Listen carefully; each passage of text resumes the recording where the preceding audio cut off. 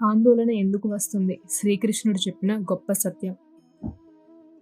Hare Krishna. Welcome to my channel life lessons. ఈరోజు మనం తెలుసుకోబోతున్న విషయం ఆందోళన గురించి.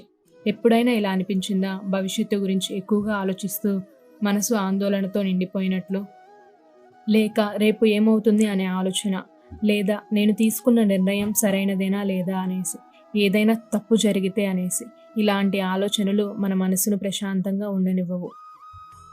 మన జీవితంలో చాలామంది భవిష్యత్తు గురించి భయపడుతూ ప్రస్తుతం జీవించడం కూడా మర్చిపోతారు. కానీ ఈ సమస్య కొత్తదేమీ కాదు. కురుక్షేత్ర యుద్ధభూమిలో కూడా అర్జునుడు ఇదే సమస్యను ఎదుర్కొన్నారు. అతను ఒక గొప్ప యోధుడు, కానీ అతని మనసులో భయం వచ్చింది. అతను భవిష్యత్తు గురించి ఆలోచించడం ప్రారంభించారు. ఈ యుద్ధం తర్వాత ఏమవుతుంది? నేను నా బంధువులను కోల్పోతే? ఈ ఆలోచనలు అతని ధైర్యాన్ని తగ్గించాయి. అప్పుడు శ్రీకృష్ణుడు ఒక గొప్ప సత్యం చెప్పారు. మనిషి భవిష్యత్తును పూర్తిగా నియంత్రించలేడు, కానీ తన చర్యలను మాత్రం నియంత్రించగలడు. అందుకే భవిష్యత్తు గురించి ఆందోళన చెందడం కన్నా ప్రస్తుతం చేయాల్సిన పనిపై దృష్టి పెట్టాలి.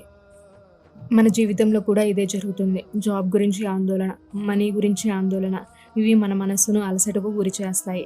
కానీ ఒక విషయం గుర్తుపెట్టుకో, ఆందోళన సమస్యను పరిష్కరించదు, మన మనశ్శాంతిని మాత్రమే దూరం చేస్తుంది.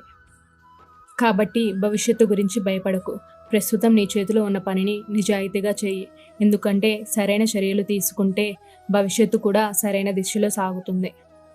మీరు మీ జీవితంలో ఆందోళన వల్ల మీరు ఎప్పుడైనా నిర్ణయం తీసుకోవడంలో వెనుకడుగు వేశారా?